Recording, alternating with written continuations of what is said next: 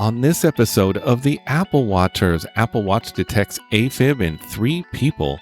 Apple Watch's SOS feature saves stranded kayakers. Future Apple Watch may help treat Parkinson's disease. Apple's picks for best apps and games of 2019. And will we have an iPhone with no ports in 2021? All this, our picks, and much more. This is episode number 15. Welcome to the Apple Watchers, a podcast covering all things Apple Watch and many things Apple. This episode and every episode is brought to you by me, Kevin Hare, and my co-host Jonathan Zarco, aka Jay-Z.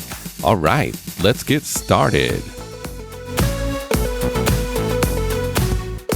Well, how you doing this morning? I'm good. Happy December. Yeah, happy December. Well, someone's got a birthday coming tomorrow, right? Yeah, I do. You don't have 32. To tell us. Very excited. Okay. 32? Get out of here. 32, yeah. So old. Yeah. Well, you'll be caught up with me one day. You're not going to like it. Well, any big plans for your birthday? Yeah, we're going down to Disneyland tomorrow. That should be fun. With my sister and what is Disneyland? Just kidding. Disneyland. It's a amusement park. Sometime in Anaheim. It's a little amusement park. Yeah. You know, they got some rides, a couple shows. It's low key. Cool. Although it's supposed to rain, so that's going to be good and bad. Yeah, it'll be bad because it's all rainy, but it'll be good because it'll mean there's a lot less people. So, well, that'll be nice. You could go the following weekend again. How about that? Celebrate again. Maybe. When it starts getting even more and more crowded. Yeah. Well, I think I was fighting some kind of sickness yesterday. Stayed home and just. Oh no. Yeah, kind of slept and ate a lot of garlic and feel a lot better. Actually, today. That's good. There has been a bug going around. Yeah, and my boss doesn't really like us coming in when we feel like we're getting sick. So no, that's smart. Yeah. I tell my coworkers that their sick days aren't for them; they're for the rest of us. So that's right. Kind of a good thing. That's right. That is true. Because they say we sit in an open floor plan. Oh. And so, like, people will start coughing. It's like a symphony just around me. Yeah. Yeah, and they'll take down. And that's sometimes then I'm like, I'm going to take a sick day because you guys are all sick, but here. Yeah, because they'll take down the whole floor. Yeah. Anyways, I wanted to go over a few things before we get started with the news. I want to do a little Apple Arcade update, just a little brief one here, but we did the free trial, me and my fiance. We didn't renew the subscription. Just didn't really hold either of our interest enough. Some of the games are, they're cute, but they don't. So far, they just don't draw you in enough and keep you playing. In my opinion, so for us. And being that it's busy, we get really busy during December, as a lot of people do, Christmas shopping and whatnot. It was just hard to find time. And we have a few games on our phone that we really like, and one of them being a brain game, and both of us really, really love it. So, at this point... What game is that? It's not in the arcade, or it's you can buy it outright and you don't need it at the arcade? It's a yearly subscription, and I might make it one of my picks in a future episode, but the game is peak. It's really good. But we had got a deal on it too. So, I'm curious their adoption rate post the subscription, because I kind of feel the same way. I didn't even do the free trial. Yeah. Just because I know myself, like I don't play a lot of games on my phone anymore. I used to. When I was in college, and actually when I first got my iPod Touch back in the day, I played a lot of games on it. But I think that was partly because of the novelty of this new device that didn't have as much features. And so games was a really big part of it. But now just in my daily life, I mean, I still play a lot of video games. Yeah.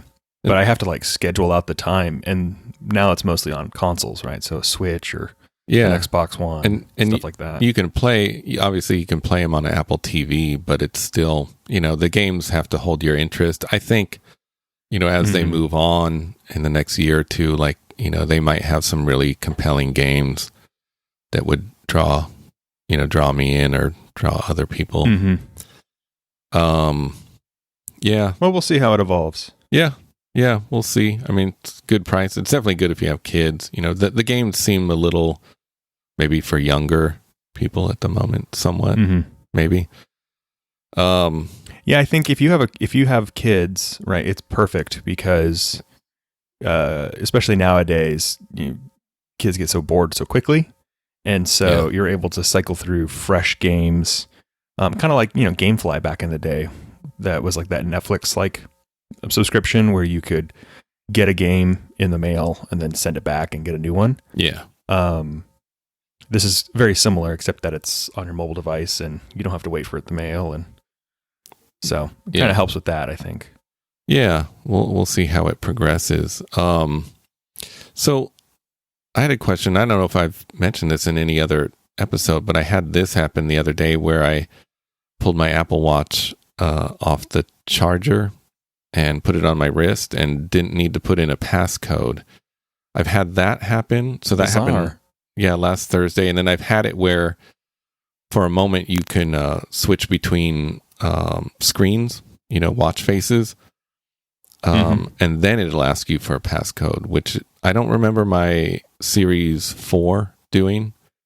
Have you had this happen on your Series? I haven't had any kind of issue like that happen. Yeah. In terms of login.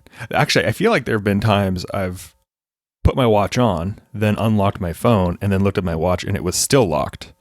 So I have to put the password in. But if there's going to be an error in locking or unlocking, I think I would rather it didn't unlock by accident or automatically than it unlocked by automatically. Yeah, it's pretty weird. I don't know why it's doing that. And I'm just hoping that in maybe the next Watch OS update that they'll maybe address it. Hopefully they're aware, but I'm running the newest Watch OS 6.1, but there haven't been any articles or anything about other people reporting it though, right? I don't think so. So maybe it's just a weird anomaly. Yeah. Next time it happens, see, was there something different or weird you did? Like, is your phone unlocked? I would, the thing is I unlock it in the morning, every morning. Now that I think about it, I kind of rearrange, check my podcasts and stuff and kind of get them going. So I always unlock my phone before I put on my watch. But that was that last Thursday, and I've had it happen before. So maybe even a few times. If they were unlocking it because your phone was unlocked, it still opens a security risk because potentially, say, like your fiance could put the watch on while your phone is unlocked and now run up my credit cards, which it's not the end of the world. Your fiance has everything, but I'm just saying like somebody else could put it on while your phone is unlocked and then, they have access to all your stuff. Yeah. Yeah. I have Apple Pay. You know what I do have as an issue. Yeah. What I do have as an issue is, I don't know, I guess when I set up the Apple Watch before, I put in or I enabled the accessibility feature where it like will zoom in on your watch. And at first I didn't realize I had put it on. And if you, I think it's 2 fingers, either 2 fingers or 3 fingers, you double tap on your screen, it'll zoom in and allows you to move around. But it like really zooms in. Yeah. So I'll get like a sixth of my screen, because it's blown up so big. And so I figured out how to revert it back. I'm pretty sure it's a 2-finger double tap on top, and it goes back down. And I just keep forgetting to disable it, but it will zoom in without me doing anything to it, which is weird. Yeah. And then the other thing sorry, go on. It's very sensitive because I set it up. I set up the screen zoom because I have it on my phone too, but I didn't like it on my watch because it was overly sensitive. So I had to turn it off. And you can adjust the amount that it magnifies, both on the phone and the watch. But still, it for some reason it would always happen when you don't want it to. Where on the phone, it's very hard to, because that one's a 3-finger tap. It's very hard to set it off on accident. But for some reason on the watch, it's very easy to set it off by accident. So I turned it off in settings. And the other issue I have every once in a while is my finger, or not my finger, my like the top of my hand hitting the digital crown or the crown, and adjusting volume on whatever I'm listening to. Because sometimes I'll have like the TV we have a smart TV that will be playing Spotify, and I can control Spotify with my phone or my watch while it's playing on the TV. And there have been times where like I'm doing something in the kitchen and I rotate my hand and it hits the crown and then turns off all of the audio. And so I have to go back in and like manually. So I know you talked about this before, but I wouldn't be opposed to the crown getting removed. No. It's very handy in a lot of cases, though. It's very handy. Yeah. I think I need to disable that digital zoom because I thought it seemed like it would be a lot more convenient, because when I first put it on, I'm like, wow, even though I have the larger size, this is a small screen. Yeah. And so maybe it'd be nice to be able to zoom into things. But really, I use it in my watch as more of like it's an interface to record information, but it's really more just a peripheral to help me control like Siri and get notifications and stuff. So I'm not like looking at photos or stuff like that on my watch, really. So yeah, I think I'll disable it. Yeah, it's like I said, it's overly sensitive too, and I don't think it's the 3-finger tap like the phone, because again, the phone, it's very hard to set it off by accident, but on the watch, for some reason, the motion that you use to set it off is very easy to do. So yeah. Another thing, so you had mentioned on a previous episode that, or mentioned to me maybe, that you had scratched the screen on your iPhone 11 Pro Max. Now, you've had it replaced or fixed? I have. So, quick backstory. I run a naked iPhone. I don't like having a case on my phone. I have run a naked iPhone since the iPhone 7. Yeah. Including the 8 that I had for a little while before I got the 10. Because I like the smaller form factor. I like the not having all the bulk. I've had cases on my phones before. But recently I've discovered that the glass on them has been really strong. And if you're just a little careful, don't drop your phone, and that the screens hold up. I put my phone in one pocket and I put everything else in the other pocket too to prevent scratches and stuff. But for the most part, they've always just run naked. A couple weekends ago, I was working in a garage with my father-in-law, and my phone was in my pocket. Everything was fine, but somewhere throughout the day, it had gotten gouged. So it was more than a scratch. Like, I had an actual just chunk of glass that had been pulled out of my screen. You could feel it. It wasn't super sharp, but it was enough that I was a little nervous because it was also near the ear hole. And so I'm like, I don't need that to potentially cut my ear or my face if I'm actually using it as a phone. And I have T-Mobile, and so with T-Mobile, I have the 360 protection, which allows me to, first of all, it gives you Apple Care Plus, which is nice. And then it also allows you to replace your phone if something happens for a small deposit. So $200 if I drop my phone in the ocean. Actually, I think this one's $300, but I'll just get a new one. And so that's part of the reason too why I've been able to run a naked phone, because I'm like, if anything happens, I have a good insurance on it. I can get it replaced. So this time with the screen being kind of messed up, I decided to use the Apple Care Plus service for the screen replacement. And so I went and I took it to a Best Buy because they provide same day screen replacements.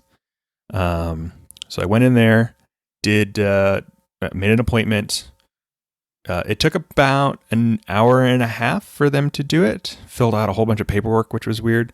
But yeah, it was $30. completely replace the screen. It's Apple certified, so it still has all the same warranties and everything else. It's just as if Apple had done it. And yeah, I mean, now it looks all good. I don't know if maybe this year they used a softer glass or a different type of glass. Typically, they've been getting stronger. But I don't know why this one got damaged. And it was in my pocket the whole time. So I don't know if I leaned against something and there was a sharp corner or what. But yeah, I didn't have any holes in my jeans or anything. So I don't know how or when it happened.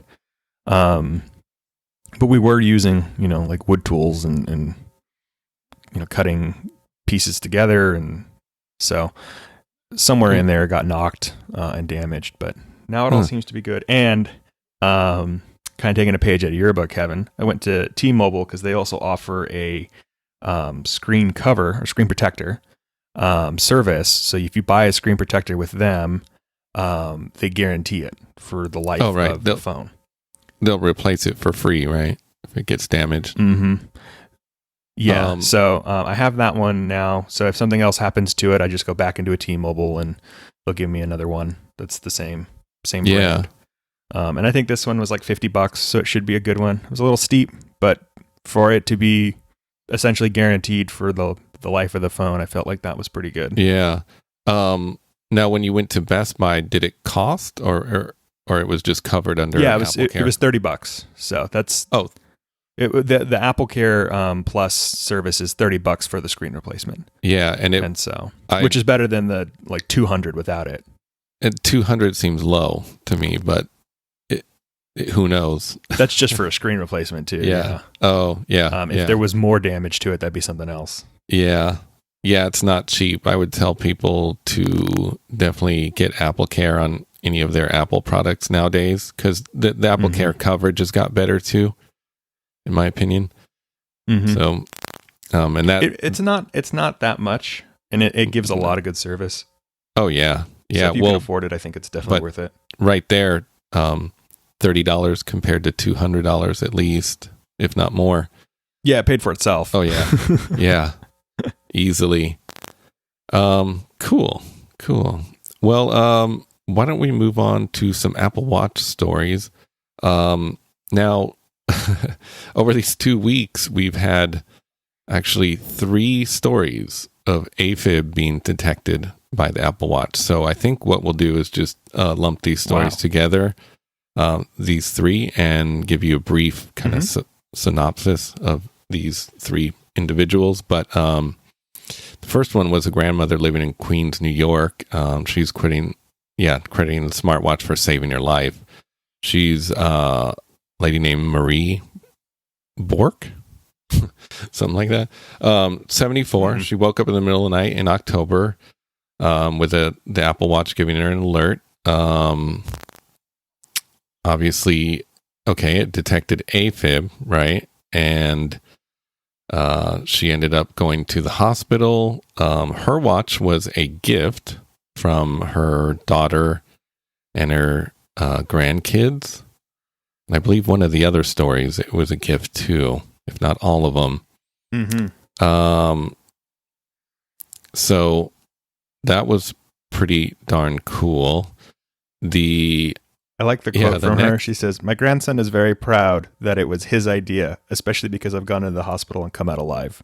Yeah. Some kid saved his grandma. That's awesome. Yeah.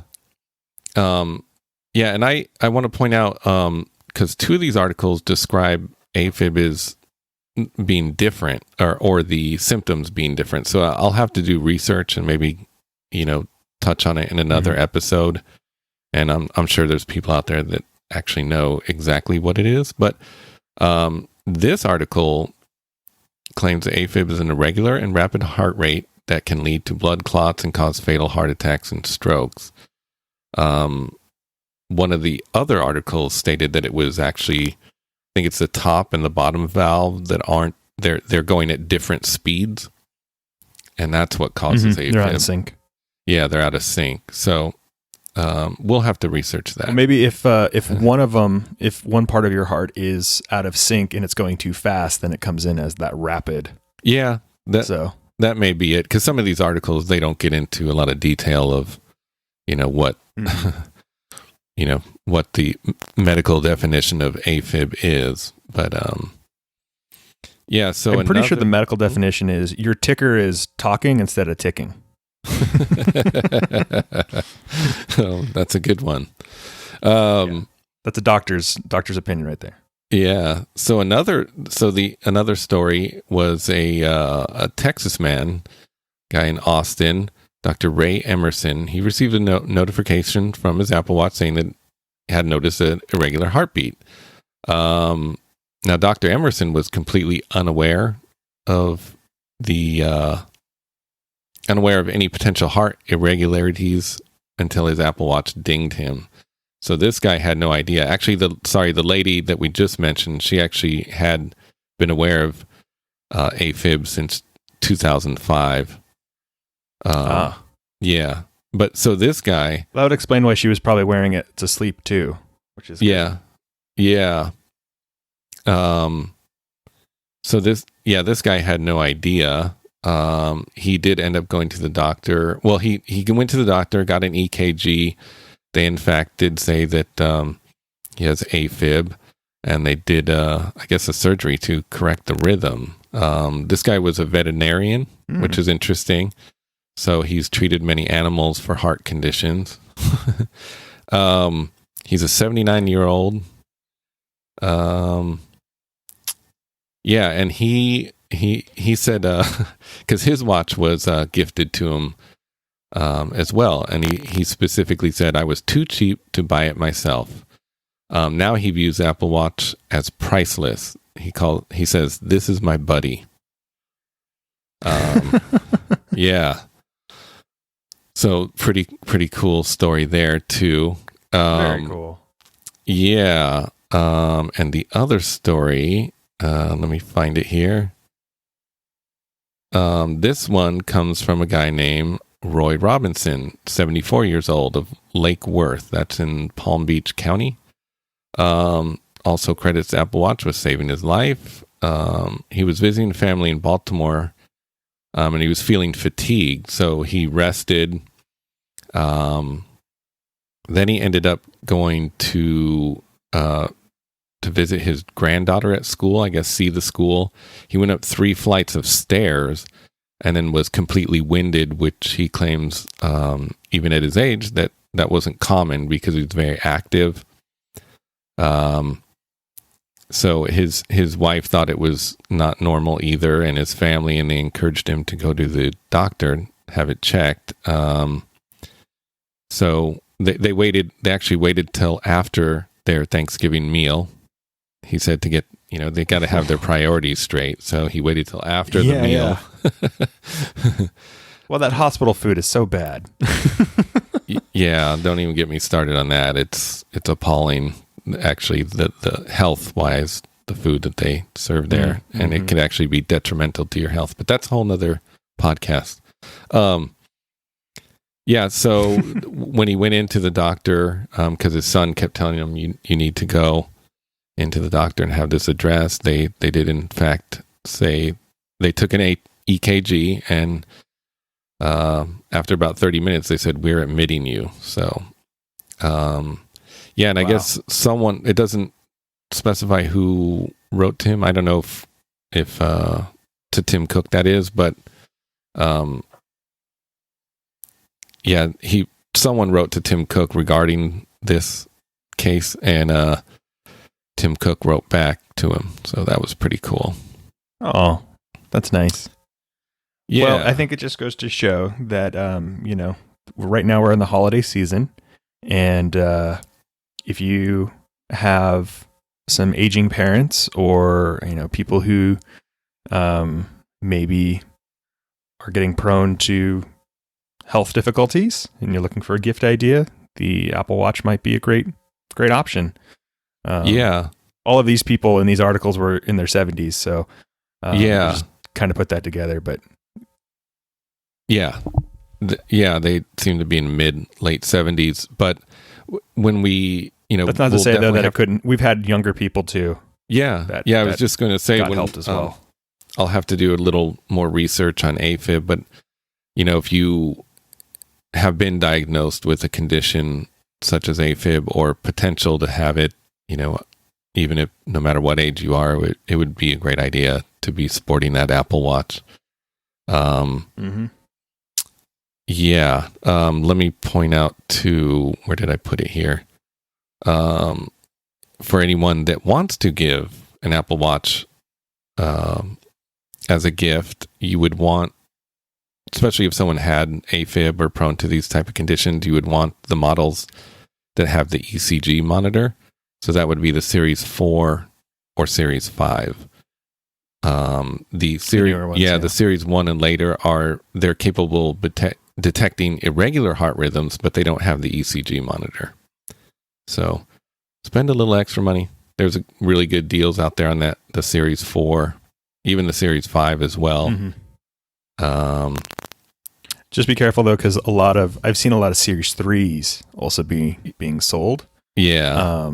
I think actually Apple is only selling the 3 and the 5. I think they deprecated the 4. Yeah, I think they got rid of the 4. Yeah, so I don't know. I don't know how hard it is to find the 4. I haven't really looked, but if you can, 4 is good. You can always find them used too, Yeah. Well, and the other retailers have, a large stock pool of them too, so you can find them there. Yeah. Probably a pretty good deal. Yeah. So, did you hear about this story? The meteorologist given a forecast, and then his Apple Watch interrupted him with a contradicting forecast. Did you hear about this? No. It's pretty funny. So during a BBC broadcast, meteorologist Thomas Schaefermaker was presenting the weather and describing snowy conditions in parts of the U.S. Midwest, and then Siri on his Apple Watch chimed in to say that there was no snow in the forecast.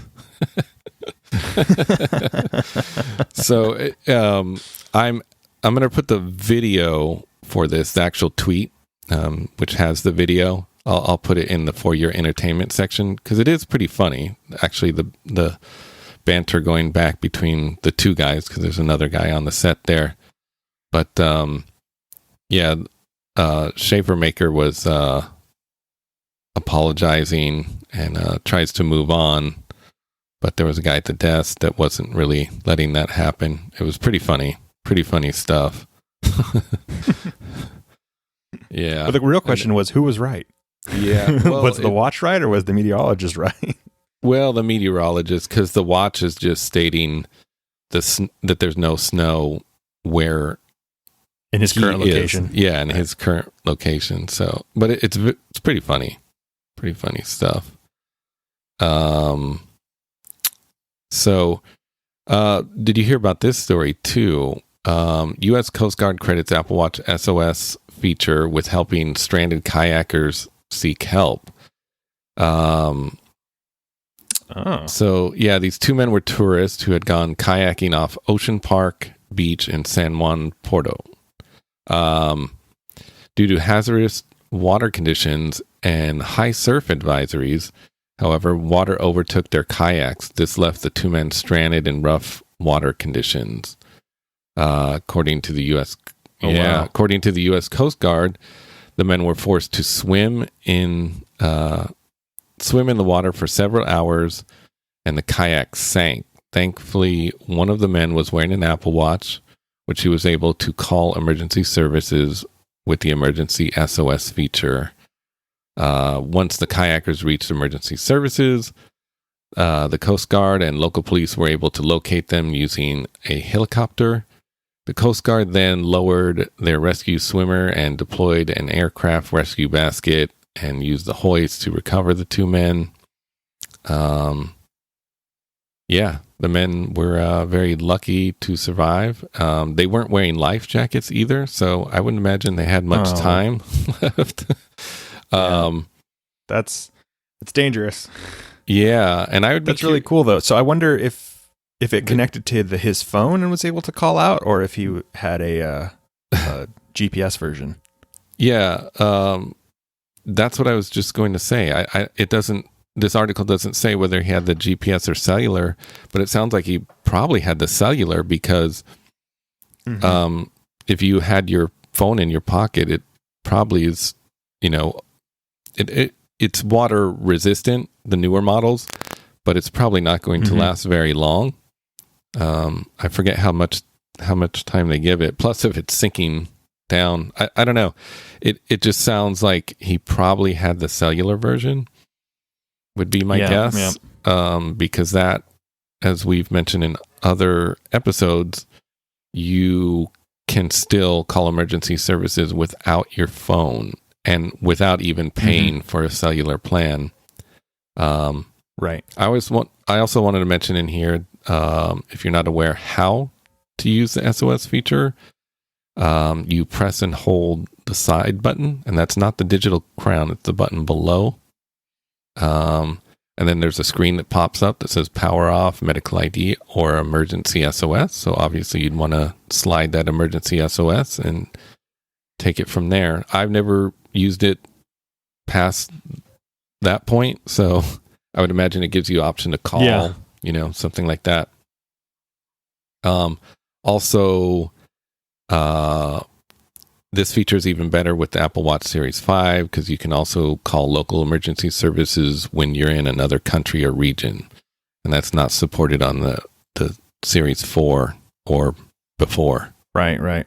So, yeah. I wonder if it works similar to how the phone works. I've accidentally set off the SOS on my phone in a movie theater. But because if you hit the sleep button, I think it's 5 times in a row in rapid succession, it'll go off. Yeah. And I was in a theater and I kept getting notifications. And so I hit the button and I was fumbling around. I hit the wrong button thinking it was the volume control. And instead I hit the sleep button 5 times. And then all of a sudden it just goes like really loud. I have to stop it, and I don't remember what movie it was, but it wasn't an opportune time.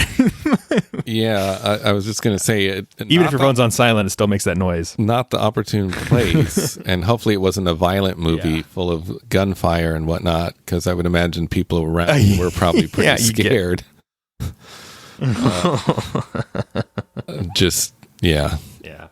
Man. So it probably did something similar where it does the alert saying it's going to call, and then it calls and connects you to emergency services. So, oh my God. Well, have you seen this story, Kevin? Future Apple Watch may help treat Parkinson's disease or diagnose tremor symptoms. This is coming to us from the Apple Insider. So Apple is researching the use of new sensors in the Apple Watch to provide continuous monitoring of dyskinesia and tremors, which could help clinicians and treat Parkinson's disease better. So Apple's patent claims that dyskinesia and tremors tend to occur when all of the other features of Parkinson's disease are being well managed through medication.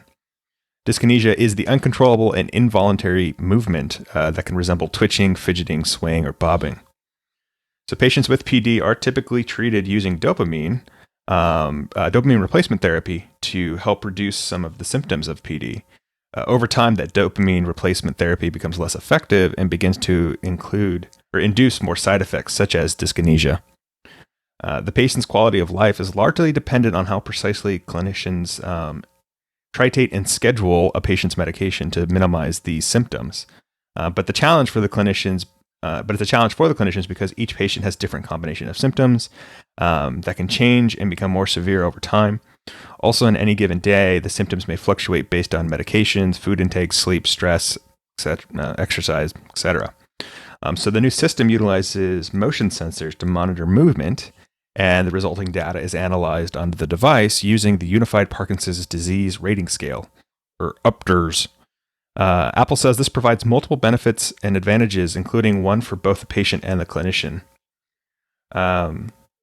It provides all-day symptoms/severity tracking information and provides a clinical tool for evaluating patient response to medication, says Apple, as well as providing this data to periodically help clinicians adjust medication. It may also help the wearer to better plan activities around symptom patterns.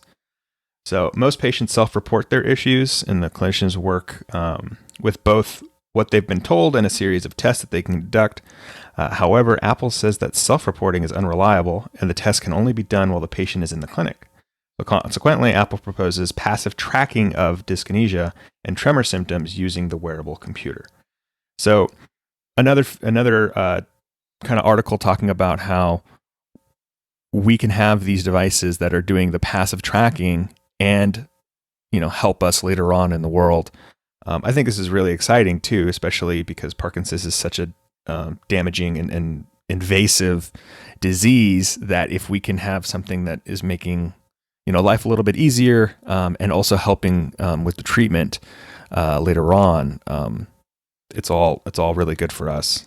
Yeah. So super cool that Apple's looking at that as well, Yeah, that would be incredible. I mean, man. I wouldn't be surprised if in the coming years we see more of those not the case studies, but the groups that you can sign up for to be part of the testing, for all the health features that Apple's been doing. Oh yeah. I think you signed up recently for the sleep one. Yeah, like the one they're doing now. Yeah. There's the heart one. Yeah, I'm doing the heart study. So I wouldn't be surprised if later on they the studies, that was it. They start introducing more studies to try to help people with other diseases and issues.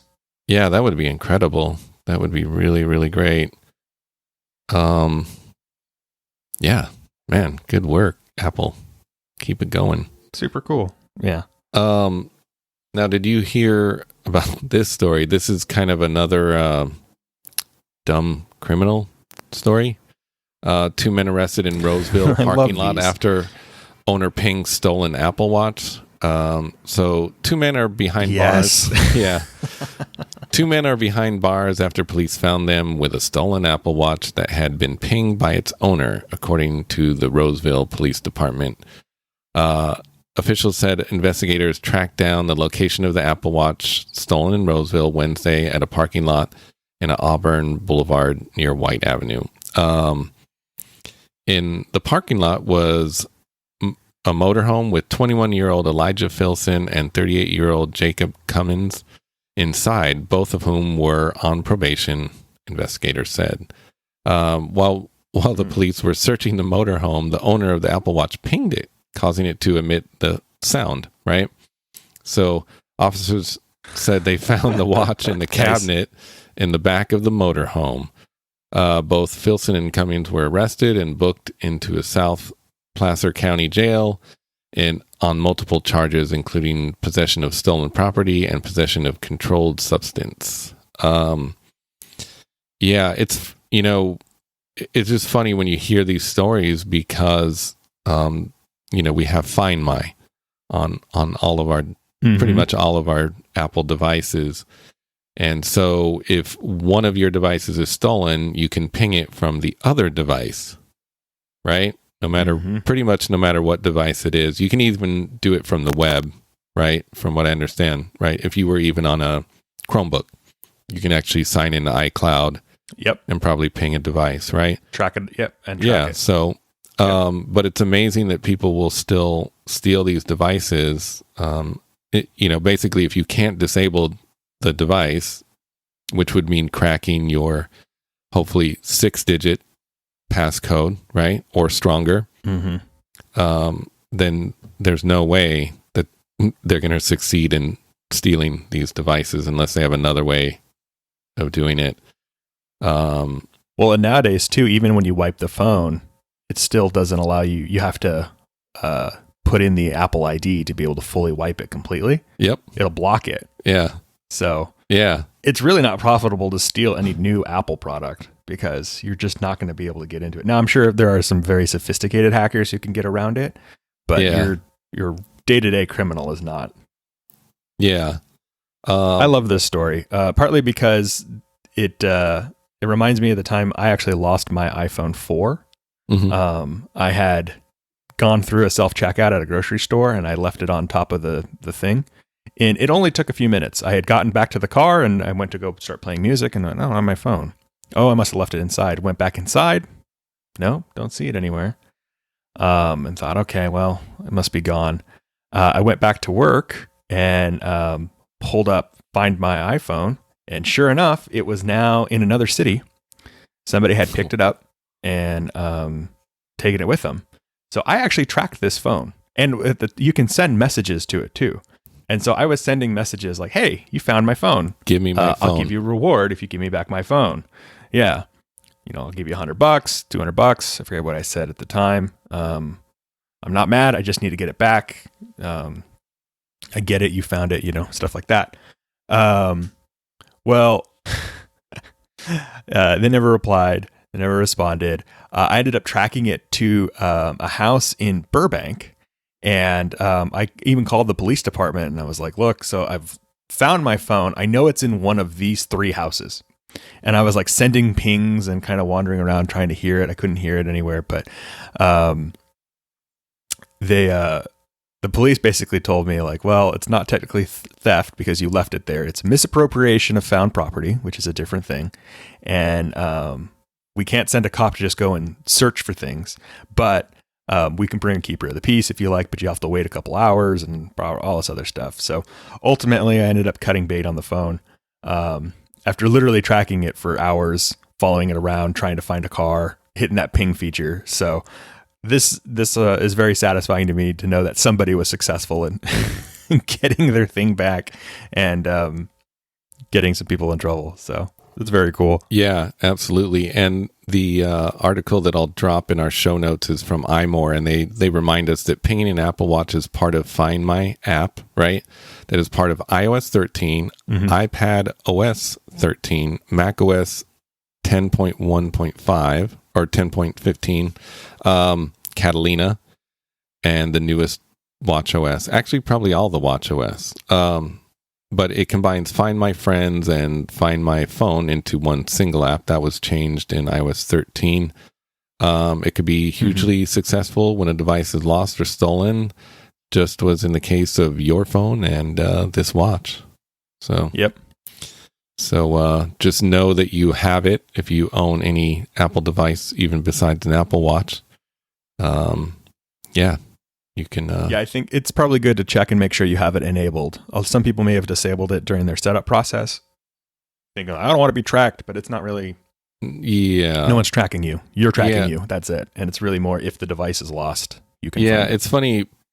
Even on that subject of being tracked, it's like, you have a smartphone. I know people that still don't use Siri because they think it's tracking and listening. And this too, it's not. It's not tracking you, and it provides a service basically for free, as part of the cost of your device, that you can retrieve or possibly retrieve your device if it's stolen or lost. I mean, why would you not use it unless you have a ton of money? I don't know, Oh, my phone's gone. I'll just buy another one for $1,000. So, yeah, I would say turn it on, definitely turn it on. It's very handy. I mean, it also works too to help you find your phone when it frickin' falls between the couch cushions. I have used it for that before. Black couch, black phone, slip between the couch cushions. You're tearing the house apart. Like, where in the heck is my phone? Hop on to Find My on the iPad and hit the chime. Oh, it's coming out of the couch. There it is. Yeah. Yeah. Which the watch also has a button to let you ping your phone too. But yeah. If you don't have a watch, then the Find My iPhone is also a good feature. Yeah, my fiance always uses me as her Finder iPhone, has me call. Can you call my phone? Yeah, but the thing is, if you were alone, you would have to ping it from another device. You can't rely on your fiance to call that device all the time. So yeah. Well, why don't we move on to a few Apple stories? So Apple's acknowledging an issue with some entry-level 2019 13-inch MacBook Pro models that are unexpectedly shutting down. Is this part of the track your usage feature? Like you've been using your computer too long, just turns it off. That's right. They are tracking you. No. Yeah. So a new support document outlining troubleshooting steps for users experiencing problems with unexpected shutdowns on the entry-level 2019 13-inch MacBook Pro with 2 Thunderbolt 3 ports, it was introduced back in July. Apple's troubleshooting steps involve making sure the MacBook Pro has its battery level run down to below 90%, connecting it to a charger, quitting all open applications, and letting it sleep, and then charge for at least 8 hours. Jeez. kind of a lot of steps. Maybe you have to click your heels 3 times too, and a few other things. Snap your fingers. I don't know. But once the MacBook, why does it have to charge for 8 hours if it's down to like 80%? Is it just below 90%, which is not a lot? Yeah, I don't know. Okay. What if it's only 7 hours? It just won't work. Yeah. It's like, no, it didn't work. Got to do it again. Yeah. This whole fix is kind of weird, but I guess if it works, then okay. Once the MacBook Pro, it must be. It must be. I'm gonna say sorry. It must be something to do with the battery training. Maybe some of these batteries didn't fully get the power cushioning done before they get put out. So a lot of times when you get a new device, it's actually really good to let it go down. As soon as you get it, let it die or get as close down to 0 as possible before charging it up for the first time. And that will help improve the overall battery life. Yeah. So the last part of this too, they say once the MacBook Pro has been charged for at least 8 hours, users should make sure they are running the latest version of Mac OS. And if the shutdown issue persists after following these steps, users should contact Apple for service. So anyone with that particular model, that's again the entry-level 2019 13-inch MacBook Pro with 2 Thunderbolt 3 ports. Yeah, if you're having this issue, try those steps and then definitely contact Apple.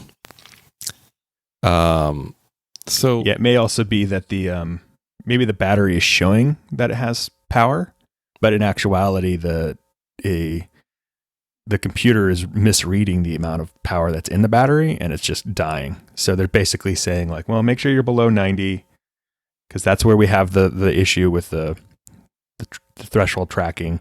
Plug it in, do the full 8 hours, because if the computer thinks that the battery is full or has 80%, but in actuality the battery has like 5%, you need to do that full 8 hours to make sure that you get the full charge on it. And then by that point, everything should reset, hopefully. Yeah. Strange. Yeah, very strange. So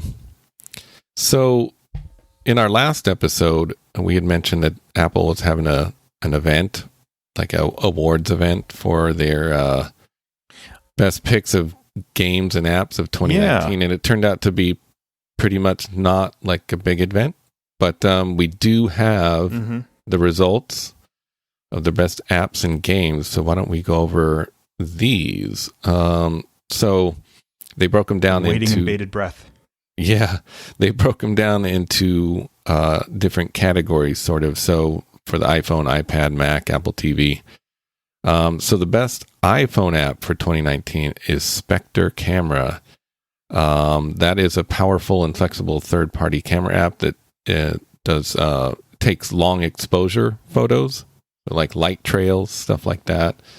And I believe it's made by the same people that make Halide, if I'm saying it right, Halide camera, which may have won in a previous year as well. But it's pretty awesome. I think it was on sale. Actually, it might be on sale right now. I can't remember. But it's a pretty cool app. Pretty cool. The next one is for the iPad. Flow by Moleskine, if I'm saying that right. Moleskine. I think it's just Moleskine. Yeah. It's it's kind of a drawing app, but that mark is pretty flooded. Probably depends on what kind of drawing you're doing on your iPad, but this one appears to be a little more simple and straightforward. Maybe even more for just kind of taking notes, like rough notes, that type of thing. The next one is for the Mac, and that's Affinity Publisher. That is a design app, right? A design app for creating digital publications. Not from. So it must be like a InDesign or a. We don't use anything like that, but I'm sure it's probably similar to InDesign or like Illustrator or something like that, where you can do page layouts and do probably make e-magazines. Yeah. So far, are you familiar with any of these apps? The only one I'm familiar with is that Spectre no. camera. I'd have to look. I might have Flow. I have a note-taking one on my iPad, but I don't remember what it is. Actually, I think I deleted it too because I was running out of space and wasn't using it. Yeah. So it might not have been that one. Mm. No, in fact, actually, I know I didn't because I had to restart this, and so I have basically bare bones iPad apps right now. Yeah. But I'll probably check that one out, especially later on because I'm planning on getting an iPad Pro. I could see that as a great, note-taking app, writing on things, and then also being able to sketch and doodle with it. Yeah. This one, it definitely looks more like just a sketchbook, not like a, there's other apps. They're not coming to mind right now, but ones that, you can do really incredible drawing, really detailed with layers and blah, blah, blah. Mm-hmm. But, well, now Adobe they've put out Photoshop for the iPad. And so I think that probably next year we'll see a bunch of Adobe apps in these awards. Yeah. Procreate was the one I was trying to think of. That one's really intense. It's really awesome. But that's probably one in the past would be my guess. The next That's true too. Yeah, I don't know what the rules are and when it can win. So yeah, the next one is for the Apple TV, and that's called the Explorers. This one is a collaborative visual inventory of photos and other media featuring wildlife and landscapes. Okay. I wonder if I can set that to just play as like a screensaver, or if you have to enable it. Yeah, I don't know. It's funny too because I'm clicking on the link and it's available for the iPad as well. Not familiar with this one. So moving on, Apple's best games of 2019, and I am not familiar with any of these. First one is for the iPhone, and that's called Sky, Children of the Light. Do you know that one? This one I have heard, because I think they demoed it, or it came out earlier. Wow. Like when they first announced the arcade. Mm-hmm. Where you think you tilt your phone or something like that to help fly your character. Yeah, this one's not arcade, because they're separating regular games from arcade games. But I'm looking at it right now. It looks visually, it looks amazing. Yeah, really nice. The next one is for the iPad, and that's Hyperlight Drifter. Never heard of that. Yeah. That one looks amazing too. I didn't describe the previous game. So Sky, Children of the Light, that's a flight-based, lightly cooperative adventure game featuring atmospheric and whimsical art direction in a similar vein of, I don't know who this is, developer, that game company's previous critically acclaimed title Journey, which I'm not familiar with that game either. Yeah, so the iPad game, Hyper Light Drifter, that's a super stylized pixel art action adventure game. Has become a modern classic, beloved for its challenging gameplay and thoughtfully designed world rife of exploration. That one, wow, that one looks really visually stunning as well. Yeah. The next one is for the Mac. Grizz or Grease? I don't know how this is pronounced. This one looks really nice too. Developer Nomada Studios, artful meditation and mental health, grief, and hope presented in a side-scrolling platformer. Okay. Oh, you know what? I have seen some things on this. Yeah, I believe this is the one that starts off black and white, and as you advance through the game, it introduces more color, and because it's representation of like grief and like kind of getting out of that, bad space, this very kind of black and white kind of thing, and then you start getting more hope and I don't know, will, I guess.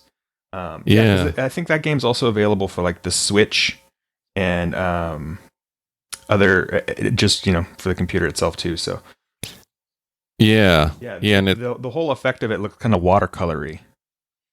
Yeah, I'm looking at it right now. It looks really beautiful as well, and it looks like it's available for the iPhone and iPad as well.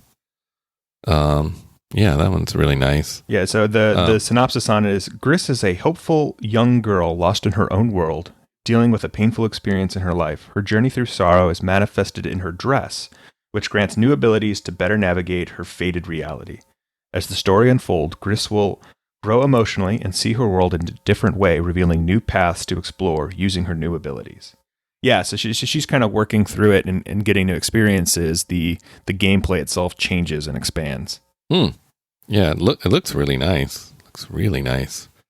The next one is for Apple TV, Wonder Boy, The Dragon's Trap. It's a reboot of the classic Wonder Boy franchise of side-scrolling action platforms featuring cartoony characters and highly detailed painterly graphics. It sounds fun. I'm not familiar, but it does sound cool. Yeah. Anytime you have a dragon in there, I'm in. Yeah, it looks like it might be for maybe the younger folks, but it visually pretty nice. A lot of nice colors. I'm looking at it right now. And it looks like this is available for the iPhone and iPad as well. And the last one is an Apple Arcade game called Sayonara Wild Hearts, a wild, colorful, rhythm-based puzzle game set in a world where cyberpunk motorcycle races meet astrological magic. Oh, man. Maybe there's a lot going on in that. Yeah. Actually, this one used to be on the Apple Arcade start page. I recognize it. I'm looking at it. There's a girl on a motorcycle. The graphics look really neat too. Pretty nice. It's kind of like Tron meets Greasers.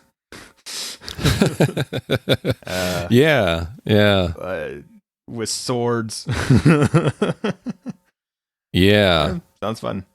Yeah. Pretty cool. So a lot of high contrast. So a lot of dark backgrounds with like glowing vehicles and stuff like that. Yeah.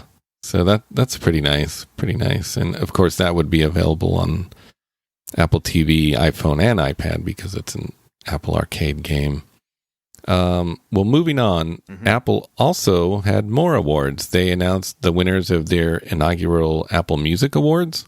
So let's go through those winners really quick. So this shouldn't surprise anyone. I don't even follow a lot of, pop music, but you'd have to be, sleeping under a rock probably to not know of this artist. But Global Artist of the Year, Billie Eilish, pretty much taking... What? I was going to say, I'm actually surprised at myself because I know a lot of these artists. Normally I don't. I really like Billie Eilish, personally. Yeah, I listened to the album the other day.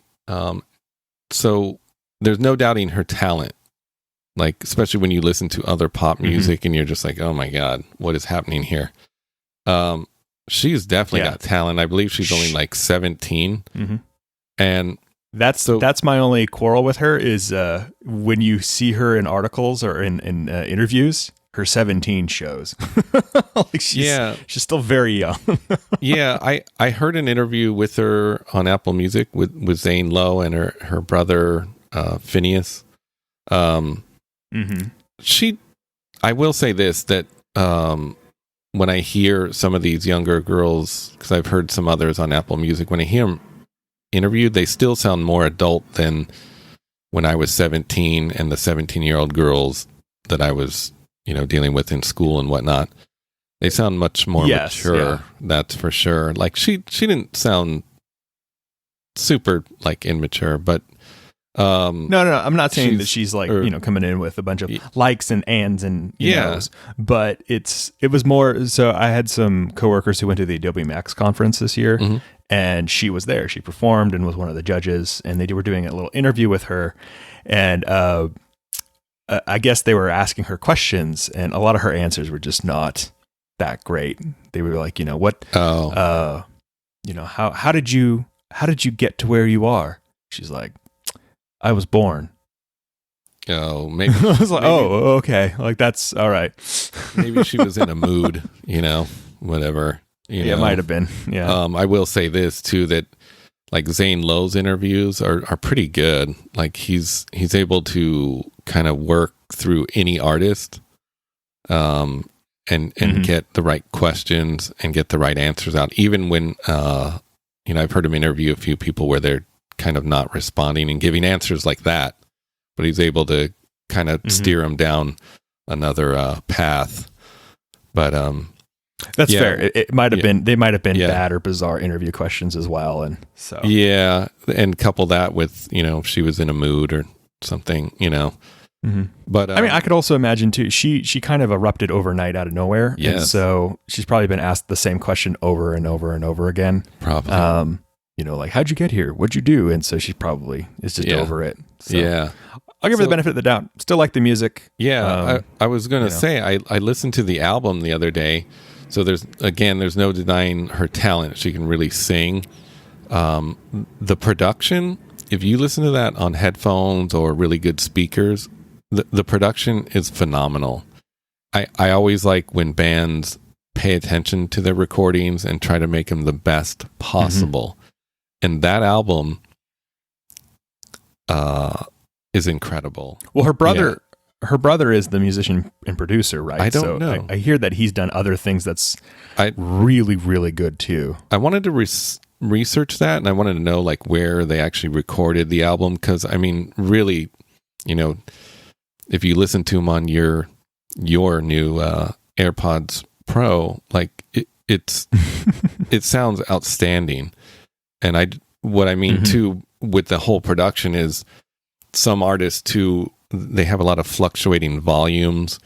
This sound will blow out your ears and then it gets too quiet. But her album has this, maintained volume level, but still with raised emotions and dropped emotions. And it was good. It was very impressive for a 17-year-old pop artist, very impressive.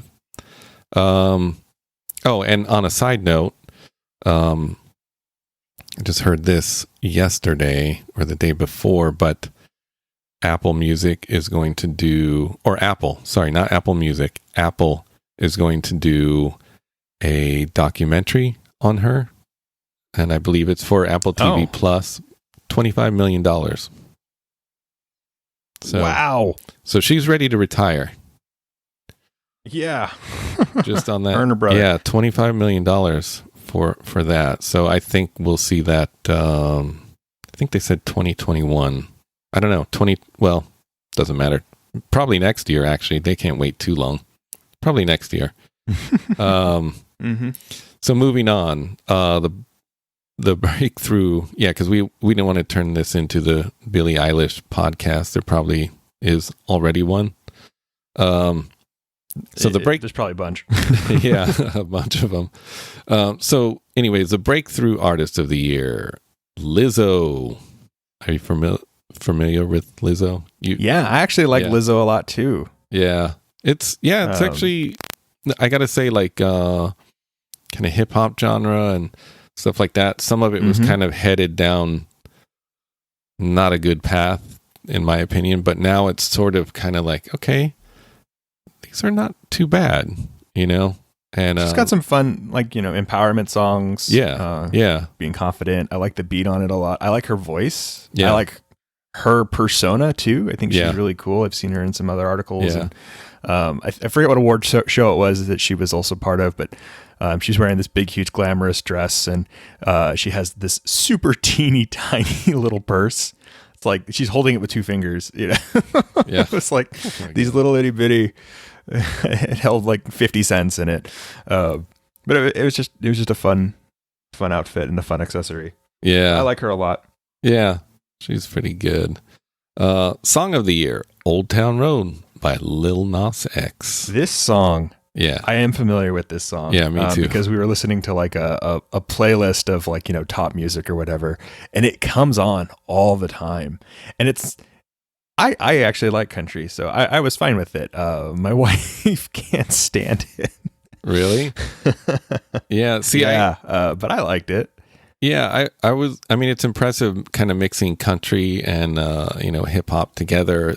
I mean, I can't really think of any time it's really been done unless you want to go way back and consider Square Dance Rap by Sir Mix-a-Lot as mixing country and rap. But there have been some country artists who are using more rap moments in their music.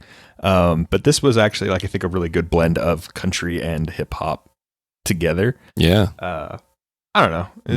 I enjoyed it. It is very overplayed, though, is what I've found. Yeah. Either that or maybe I just notice it more, and so it feels more overplayed. But yeah, Billy Ray Cyrus, keeping it going. So, album of the year, of course, is "When We Fall Asleep, Where Do We Go" by Billie Eilish. Go figure. I don't think you actually go anywhere. I think you just stay where you are. But yeah. Okay. I don't know. Well, in our mind, we go all over the place, and I'll tell you that because my sleep, it's insane. So maybe she can relate. I don't know. She has the same issues I do.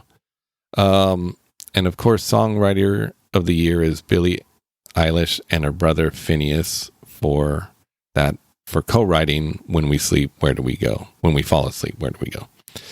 I someone was telling me that Phineas is kind of the mastermind behind all of it. She's a great performer, but he's the one who's really pushing on the music and the lyrics and stuff too. So yeah, it's cool to see that he's getting a little bit of credit in there as well. Yeah, and she mentioned in the interview on Apple Music with Zane Lowe that she realizes that can't last forever. The co-writing between those two, her and her brother, that eventually it'll have to just move on and become something different. So that was interesting. So, all right, well, that was cool. Let's kind of shift into some more Apple stories here. Apple files for a patent for a Mac laptop with more touchscreen features. This is part of Apple World Today. So Apple's filed for a patent for a portable computer with dynamic display interface that shows a Mac laptop with a touchscreen at least more touch features. So in the patent filing, Apple noted that some traditional trackpads are limited to a trackpad area generally located between the user's hands when positioned in typing position. Most traditional trackpads are also visually static in appearance and tactile feel. Apple's considering a laptop with a touch-sensitive cover and a display that produces a dynamic graphical output and may extend over the palm rest region of the keyboard. So it's kind of cool. If you check the article, they have the sketches for the laptop for their patent, and basically it has little touch screens around the keyboard. So they have where the touch bar is at the top, and then on the sides, we're currently on a 16-inch MacBook Pro. There would be the speakers. There could potentially be more touch screens, and then on either side of where the trackpad is currently located, you could have more screens that are allowing for more touch interfaces. I think that's more just to cover their bases, but I could definitely see them potentially turning the entire bottom of the screen into a touch, or bottom of the keyboard into a touch interface, and potentially even allowing images and video to come up in there. Likewise, around the sides of the keyboard, I think they may end up having more success with that on the sides than on the top, because when they replaced the F keys, essentially, that top row of keys with the touch bar, there was a little bit of pushback. I hear that people are mostly embracing it now. App developers still need to continue to incorporate it into their apps and stuff, but it can be convenient. But when you're typing, you're kind of used to just hitting like a tap, essentially, a quick thing. And that area in terms of the ergonomics of your fingers is less usable, right? So a lot of people, when they're using that bar, end up having to pull their hands off of the keyboard, and then they're touching it with a single finger and engaging with it. I think if they were to replace the speakers on the sides with a touchscreen, that could allow you to engage with them with your pinkies a little bit more. And if they were creating interfaces that mostly had things like sliding up and down, that may be something that's a little bit more useful. Imagine you're typing and you're writing something and you want to change where the cursor is now. You have to pick up your hand, go down to the trackpad, and then move your cursor over and tap. But what if, let's say on the right-hand side, you were able to just slide your finger up and down, your pinky up and down, and the cursor just shifted quickly to the left or right. Similar to what kind of happens when you hit the arrow keys and you hold them. I could see, them turning those areas into like an x-axis and y-axis control, and so you could essentially move your cursor around without moving your hands from the keyboard. So I think if Apple looks to improve the overall use case of interacting with your computer with these screens, we could have a lot of really cool features and success with this. Now, Apple does put out a lot of patents, and a lot of them don't go anywhere. Some of them are just to make sure that the idea, they get credit for it and, are able to use it later on. So we may never see this, but I think there's definitely opportunities for it. I think there's some cool things that could happen around it. So long as they maintain the physical keyboard as well. Yes. I think we've saw there's a threshold for how small a keyboard can be. I think we're there. And so, unless they can figure out a way to make keys levitate so that it still feels like you're typing on a thick thing, they need to make sure and maintain a standard keyboard. But all around it, you guys want to stick in screens and stuff? I'm totally in. I think that'd be cool. And like you said, don't mess with that keyboard. At least, please let's keep the Pro models like a sacred, please. Mm-hmm. If I could see them doing something different with, say the MacBook Air. There's a little more maybe freedom there because it is a thin laptop. But just keep the Pro models with a good keyboard and, things we need, please. So, yeah. Very cool. Well, did you hear about this story? Because this popped up, I think, midweek. And it first popped up that there was a Mac floppy disk signed by Steve Jobs that was going up for auction, right? And it was expected to fetch around $7,500. So I had this on my Christmas list, man. I was waiting for it. Yeah. So then by the end of the week, I believe Friday, it actually sold for over $84,000. Jeez. So what you're saying is not getting that for Christmas. Okay, good. Yeah. No, I don't think this one. So it was a Macintosh floppy disk signed by Apple co-founder Steve Jobs. Let's see. The item is rare because Jobs rarely signed memorabilia. Even when asked, Jobs was a reluctant signer, always maintaining that Apple was a team effort.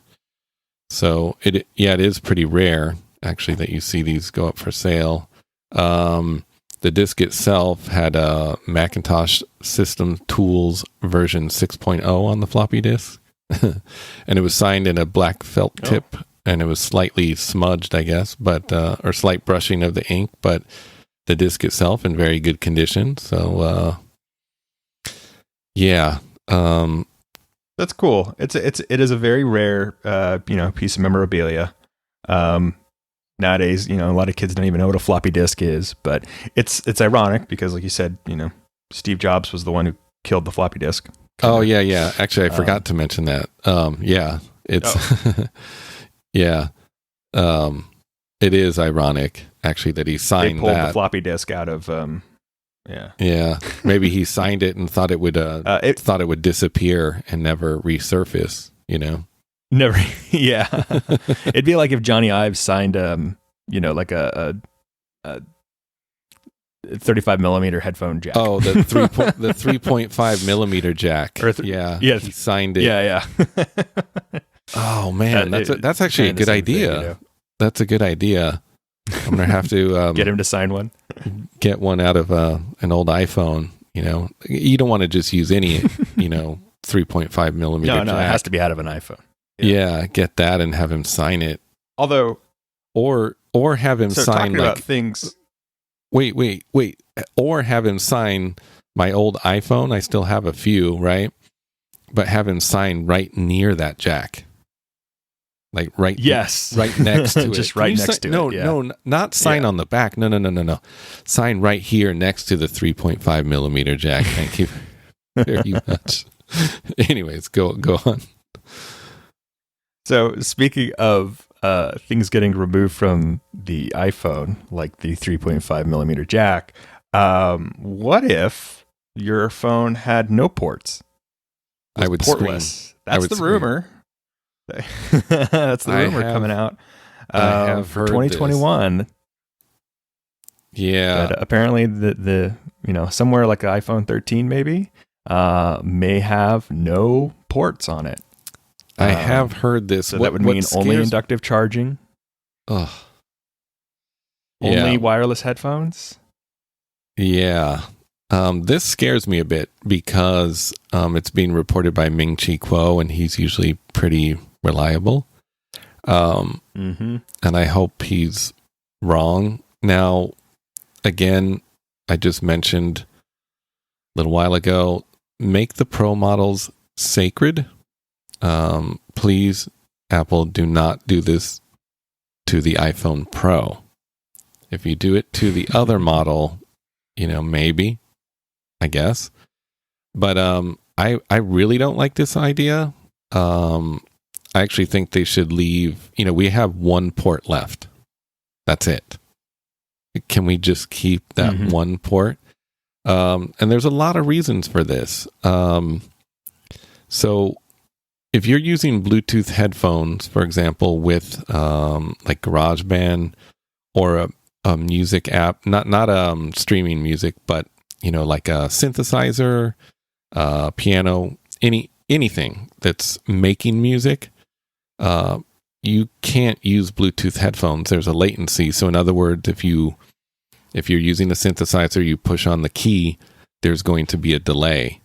Now, there's even a pop-up warning you when you use GarageBand or these apps that there will be a latency. Now, I don't see any way that they would get around this. And the other reason is that, with iOS 13, we can import files from other devices, right? You can plug in a USB now with an adapter. You can plug it into your iPhone, your iPad, and you can actually drag files into the Files app and even some other apps as well. And a lot of people use, the adapter that's typically used is called the camera adapter because a lot of people they're plugging in their camera, their DSLR camera, and exporting photos. I think it's great that they finally did this. So to hear that they would get rid of it in 2021 is possibly horrifying to me. I don't use any of, power mats. Haven't really tried any. I suppose I can try it, but and not to mention that the way that we are currently recording this podcast is you're recording your voice through a very good microphone into your phone through that port. And we would not be able to do that either. I also wanted to point out that, we got rid of the 3.5 millimeter jack when the iPhone 7 and 7 Plus came out in 2016. And Phil Schiller, his actual statement said, it comes down to one word, courage. The courage to move on and do something better for all of us. And that was speaking, again, of removing the 3.5 millimeter headphone jack. I don't think it was better for all of us. I think it takes courage to keep the jack. In fact, it would be great if they brought back the jack on the Pro model phone, but that will never happen. Now, the article that you dropped in here says that they're not even potentially getting rid of the Lightning port for a USB-C, but just having no ports at all. And I wouldn't mind if they did a USB-C because it's more common. People with Android phones already use it. And it'd make adapters and, dragging files in pretty easy. I'm pretty opposed to this, but I've already heard on some podcasts that do tech news and whatnot, you're either on one side of the fence or the other, and some people love the idea. I still don't think it should be done on the Pro devices. I don't think that the iPad Pro should not have a port either. And I use my phone, my 11 Pro Max, almost like an iPad, as a tool. And I would just hate to see that port go away and not be able to use it the way I do and as a tool. I've actually plugged big keyboards into my phone as well. Like I said, you're plugging a microphone into your phone. This would take away all that capability, and I don't think it's courage at all. So here's where we disagree. So you're on the other side of the fence. Yeah, I'm on the other side of the fence. I absolutely love this idea, and but I totally understand your concerns and your fears with it. So we do have different use cases. I'm not a huge audiophile, right? So I'm not, aside from this, where I'm plugging in my mic into the phone, I rarely use that port. I am 100% sold into wireless technology. I hate wires. I can't stand them. And so I have a charging mat for the phone. We have a special inductive charger for the car. I bought the new headphones. I had Bluetooth. Even before I got these AirPods, I had other Bluetooth headphones because I just don't like the wires. And I am totally good with us removing the jack. Now, here's part of the reason why. It's not just my disdain for wires, but it's also because it forces manufacturers and other technology companies to adapt and to make their things better. Now, I'm pretty sure that if they were to get rid of the port on the phone, that they would also come out with an additional dongle, so to speak, that is basically just a Lightning port or USB-C input that connects to a Bluetooth adapter that can then attach and send that connection. So you could still use wired headphones. You could still connect in a thumb drive. You still could connect in a laptop or something like that, or a camera. Yeah, to import stuff to your phone. Yeah, very similar to when they retired the CD drive. They still allowed you to piggyback off of other computers with optical drives, and they even sold and made an optical drive that you could connect into it. So I could see them doing this. Now, for people like you who are trying to use it for music and stuff, though, I agree the iPad shouldn't. But as we're moving towards a world where we potentially have AR glasses, and Apple, to me, looks like they're signaling that they may be trying to retire the phone entirely, where you use like your watch and your glasses. I could see this as part of that next step, right? Getting others on board, getting the world on board with wireless, no more dongles, no more ports. So, sorry, what were you saying there, man?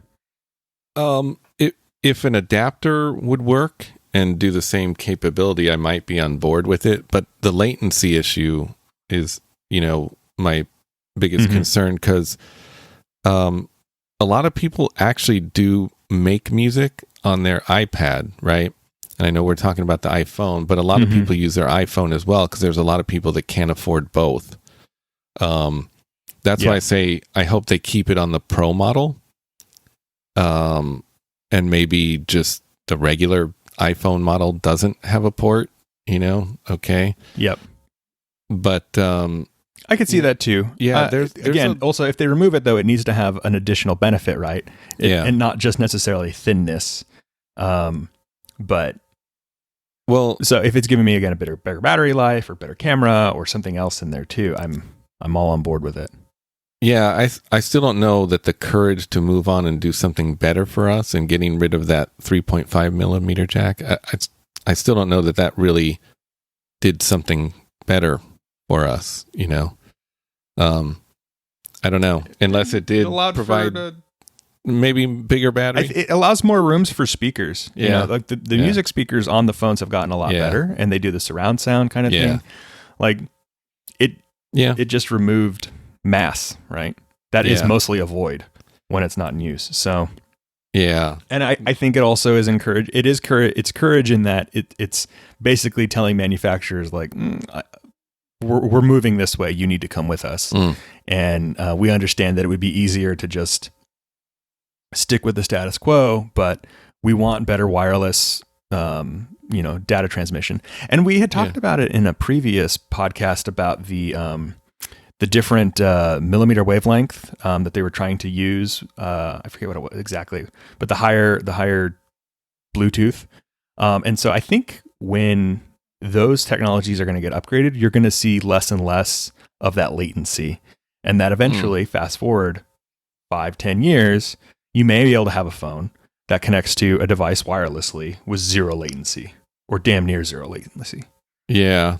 I mean, if that was, if they were able to do that in the future, near future, that wouldn't be an issue, Mm-hmm. They have to figure out the wireless charging thing though, because wireless charging is still not, they weren't able to do their payoff on their power mat.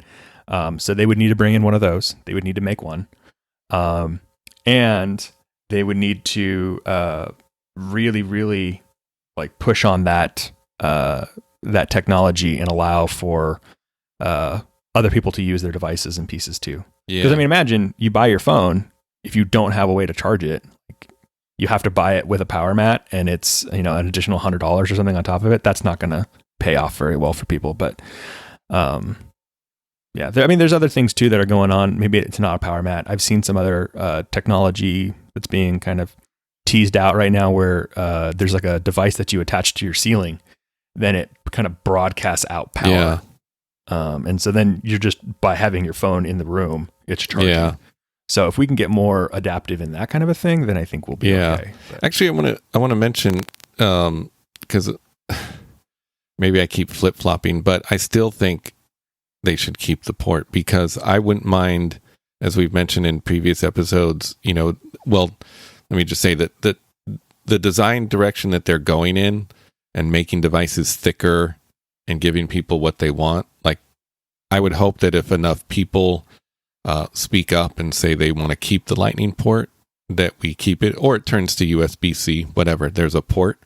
Mm-hmm. But making the device thicker, still keeping battery life, I wouldn't be opposed to that. But it is a tool, and like I said, I've plugged big keyboards into this phone and used it. That's a musical keyboard, by the way, not a typing keyboard. Computer keyboard, yeah, not a computer keyboard. And it works fantastic, but just being able to plug it in and have no latency or anything is pretty good. So hopefully they would just listen to people, Mm-hmm. If they got rid of it, in typical Apple fashion, right? If they were to do it, then they have to perfect all the other use cases that it's being used for, right? Or damn near perfect. Yeah. So. And the other thing that would happen is it would affect other phone manufacturers, and we always see when Apple comes out with a new iPhone that there's a ripple effect. I mean, look at the notch. Like all of a sudden, every phone had a notch. Yep. Every manufacturer. So in turn, it would hurt other people that like their ports on their Android phones or whatnot, because inevitably all these other companies would be like, "Oh, we're getting rid of our port too. We have no ports." So I don't know. And then probably companies would bring it back later. We brought it back.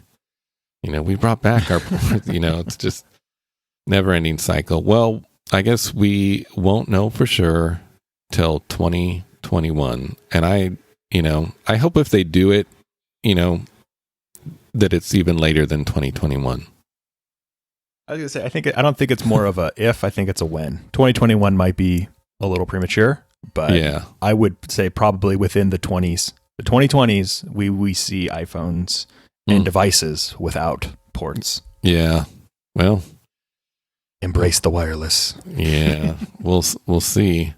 Well, moving on, in our For Your Entertainment section, we have a few videos. So I don't know if you've seen this, too. Apple does their annual holiday ad. I don't know if you watched this one yet, but no, I haven't seen this one yet. Yeah, it's worth watching. Typical, kind of gut-wrenching by the end. It starts off with kids on their iPad and whatnot, and a lot of people were opposed to that and the way this ad starts, but the end result is gut-wrenching. So, typical Apple holiday video. Every year it's pretty gut-wrenching. Really cool. And then they put out another shot on iPhone video. This one's showcasing the 4K video camera on the iPhone 11 Pro. And it's called Snowball. And it's pretty awesome. Yeah, it's really good, actually. So everything's shot on the iPhone 11 Pro, but just, the only things different are probably the software they use to edit, and then just using devices to hold the iPhone, gimbals and whatnot. Oh, cool. Yeah, it's really cool if you haven't seen that. And of course, I mentioned earlier that we'll drop that tweet from BBC Weather where the Apple Watch contradicts the meteorologist. So that's worth fun. It's really quick and it's pretty funny. Why don't we move on to our picks? I'll go first. So this has been a long time coming. Craigslist for iOS. So the App Store has been around for 11 years. So it's taken them 11 years to do this. But probably worth the wait. The app is very simple, the UI on it, which in turn makes it very fast. And Craigslist, if you're not familiar somehow with the website, it's very simple, not much going on there. So they translated this into an app as well. Yeah, so in turn, its design aesthetic I don't think really hasn't changed since no, it launched. Yeah, it looks. Does the app look like the website? Sort of, yeah. I mean, but yeah, it's always, to me, I look at Craigslist and I'm like, man, it's so ugly. But then if they changed it, it would kind of just bog it down, and why change it? So yeah, it makes it really easy. Now it's part of Craigslist's charm. Yeah, yeah. So it makes it really easy to navigate. I'm looking at the article that 9 to 5 Mac wrote here. Its design aesthetic tells you that you should probably meet the person in a public place. Yes. When you're, meeting to trade or something like that. Yes. This website looks kind of sketchy, but I'm trying to get a new TV for $15. So I'm going to meet you in the Target parking lot. Yeah. And there's lots of people around. Yeah. And of course, if you're dating through Craigslist, equally do the same. Meet in a very public place. The more people, the better. Yeah. But if you're not familiar with Craigslist, it was debuted way back in 1995, became a household name for internet classified ads. But yeah, it just never somehow made an app. There was other third parties and whatnot that made apps for Craigslist, and all of them were a bit wonky. I've seen one that kind of looked like a newspaper type thing, and which is really. I'm not sure how Craigslist makes money. I mean, they don't charge for their service, so there's some ads that kind of run around on the website, but so I kind of understand because it does cost money to make an app. So yeah, I don't know how they actually make money at all, but I do like the app and its simplicity. Yeah, so again, if you're not is Craig from Craigslist rich? Yeah, I don't know. Or does he have to buy things off of Craigslist? Yeah. So again, if you're someone who just has never used Craigslist, It's just online classified in a form of an app now. So you can work, buy, sell, rent, live. You find jobs, hire employees, post your resume, offer skills and services, buy and sell cars, trucks, boats, RVs, motorcycles, trailers, auto parts, offer up services, locate contractors, find short-term gigs and odd jobs, buy and sell furniture, household items, electronics, computers, clothing, bikes, art, any and all kinds of used items. You could find activity partners, artists and musicians, pets for rehoming and local events. What's cool about the app, too, is you can save your favorite postings for later. That's kind of convenient. You can, of course, post, edit, renew all your ads. You would have to sign in for that. You'd have to have a Craigslist account to do that. But it's very handy because it keeps track of your previous ads. And so if no one buys your item, you can just very easily repost it in just a few clicks. I do like the saving your favorites, which is really handy because you may spot an item and kind of be on the fence about it, and then not having to search again is very handy. Just drop it in your favorites. Like I said, it's just the app's really, really simple, and that's what makes it really, really fast and just easy to navigate through. You can switch between different views as well. There's like a gallery view with large photos, or you can do thumbnails or no photos. Yeah, it's easier, in my opinion, to use than going on Craigslist on the web if you're using your phone. So, it's pretty nice, pretty handy. Quick PSA. Quick PSA. There are a lot of scams on Craigslist too, so you have to be a savvy shopper. Oh, yeah. So if you see something that looks like it's too good to be true, it's probably too good to be true. I remember back when I was looking for a new apartment, back in like 2007, checking out Craigslist, and there were tons of places that look like they were amazing, and nice house or something for pretty inexpensive rent, and you're like, what is the deal? And you start reaching out to the people and talk to them, and they're out of the country, and you need to wire them the deposit, and they'll mail you a key, and so just be safe. There's a lot of great stuff on Craigslist, but there's also some not so great stuff too. So that is a very good tip, actually, because there's a lot of scams, a lot. Do not wire anyone money or PayPal them money. Yeah. And when you're looking for rentals like that, look for rentals that are from like a management company.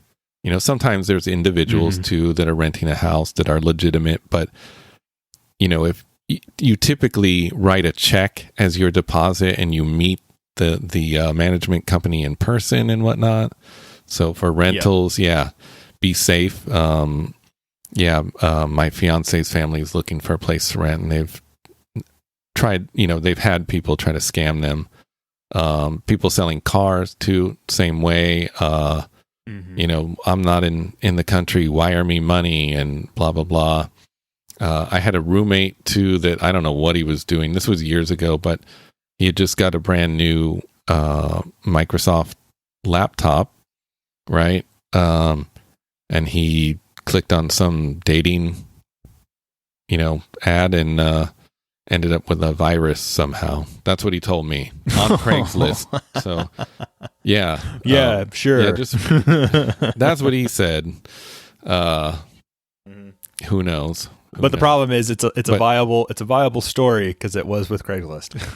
Yeah, that's the thing, is like he maybe wasn't telling the truth, but there are a lot of, I'm sure, fake dating ads as well, because figure all someone has to do, because I've heard stories of people just posing as a female and they're not. All they have to do is just grab a photo off the web, drop it in there, put a name. Hey, I'm Susie. I want to meet up with you. Whatever. So just be very careful on Craigslist. It's a great service. I've used it a lot. To buy several items. Bicycles being one of them. And have got some really fantastic deals, but they were legit. They were, meeting people in person, and just be careful, but good app. So what is very cool. your pick? So my pick this year, or this month is, or this episode is Disney Plus. It is another streaming video service because there's not enough of those already. But this one is really, really good. Not only do you get the entire collection of Disney archives of all of the old television shows from the Disney Channel, but all of the old movies, animated and live action. There's a couple of current things that they have, I guess, licensing agreements with like Netflix and Amazon and other places where the videos aren't necessarily there, but I'd say 99% of whatever you're looking for is there, and eventually those others will come back. But additionally, they're also offering new original series. So if you're a big High School Musical fan, there's like a High School Musical show. There's a bunch of Pixar shorts that are really great, and there are some really cool. There's a show with Jeff Goldblum where he discovers things about the world. With the acquisition from Fox, they also have The Simpsons on there, and they got National Geographic. So there's a bunch of really cool documentaries and also just cool like TV series. One that my wife and I like to watch is this Yukon vet. So she's out there and she's servicing both like dogs and cats, and then muskox and bears and stuff. So kind of fun. But the creme de la creme, the crown jewel of the service right now is the new Star Wars series called The Mandalorian. And it is very good. The effects on the show are fantastic. The story writing is really good. It, in my opinion, captures the magic of the original Star Wars, but brings in modern storytelling. And so it just kind of crescendos into this really, really great show. It's basically a Western with Star Wars theming on top of it. So very, very cool. The service is very, very much worth, I think, the $70 or $7 a month for it. We unfortunately have been watching it a lot more than the Apple TV Plus service. Yeah. And I think part of it is because of the way that they're also distributing their content. New series, original series come out per episode every week. So for example, The Mandalorian has 5 episodes out now, and they're about 30 to 40 minutes each. But you don't get the rest of them until the subsequent weeks. So I think we may start seeing services starting to do this again, where because it does prompt you to come back and to continue to use the service, where you can't just sit and binge the entire thing. Yeah, well, some of the Apple TV Plus shows are like that too. Some, I think most of them are, but they just don't have the, I mean, in time, they might have movies and TV shows that we're drawn to, but man, I mean, Disney, obviously, we knew this before they even launched, like they were just going to kill it, because their content and all their old content. I mean, the Disney classics alone, the old movies. Yeah. I mean, yeah. Hands down. The nostalgia hits hard when you're going through it. We watched a couple, classic movies, and I know my sister was binge watching Lizzie McGuire because that was what she watched as a kid. Yeah. And so it is really cool. And it's a good way for parents to kind of also share, some of those shows and stories that they watched as a kid with their kids now. And now, because this is a tech podcast, I do have a hook on connecting it back to Apple devices and stuff. So, Disney has worked some magic. And if you have downloaded there is an app for it for the iPhone, Disney Plus, so you can stream everything while you're on the go. If you download the app for the phone and sign in, when you go to download, if you then download the app for the Apple TV, it will automatically sign you in. So you don't have to do some fumbling around and stuff like that. It just instantly said, hey, open your phone in the app and boom, just sign me in. And it was like magic. I've noticed it before with other apps on the Apple TV. You have to go in and sign in again and again. And this one was just really cool. So Great service. I think it's well worth the cost. And the content on it is really great. And the app interface and the experience of pairing your account to the Apple TV from your phone was really cool. Yeah, and you're talking about pairing it with the Apple TV Plus app, right? Because it kind of intermingles with Apple TV Plus, right? As far as so there's the Apple TV Plus is the actual service where you can go in and watch. I'm talking about the actual Apple TV physical device. Yeah, that's what I meant. I meant the Apple TV app too. Is like they kind of intermingle with each other. Yeah. Because I haven't used the Disney Plus app through the Apple TV app to see if it's pulling it in. But you can download its own individual app for your physical Apple TV and then watch it that way. Yeah, because I do like this is kind of separate but kind of related. But I do like the Apple TV app on the iPhone and iPad. For example, we got an alert the other day that the Fabulous Miss Maisel new episode, or the Marvelous Miss Maisel, the new episode, new season, is out. Now we didn't get an alert from Amazon. We got it from the Apple TV app, which is kind of cool that it's kind of keeping tabs. Yeah. So that's why I was wondering if it keeps tabs on, new, you get an alert, new episode of The Mandalorian. So maybe you can let us know if that happens in the future. But I'll check the integration. That's really cool. Yeah, because I always wondered why Amazon doesn't alert us of new TV shows. It just never does. I don't know if there's a setting deep in Amazon, and I'm sure you'd have to search through their interface. But we never get alerts for like new TV shows. But we got an alert through the Apple TV app. So you would think that they would marry it with their other alert system, like, oh, your package is delayed, but while you wait, the fabulous Marvelous Miss Maisel is now streaming. You can watch this while you wait for your package. But I'm surprised that I don't get like an email, because even with Netflix, you get an email for kind of new TV shows that you might be interested in, or a new season, or whatever it is. But I don't know why Amazon doesn't do it, but that's a whole nother subject. Well, that's it for this episode of the Apple Watchers. Read all the stories we've covered and more stories on Flipboard, a link provided in the show notes. Reach out to us on Twitter @WatchersTweet. If you have any suggestions or stories you'd like us to cover, we're available on Apple Podcasts, Spotify, Google Podcasts, Stitcher, TuneIn Radio, Overcast, or wherever you get your podcasts. Ask your smart speaker to play the Apple Watchers podcast. Please subscribe and rate us wherever you listen. And thank you for listening.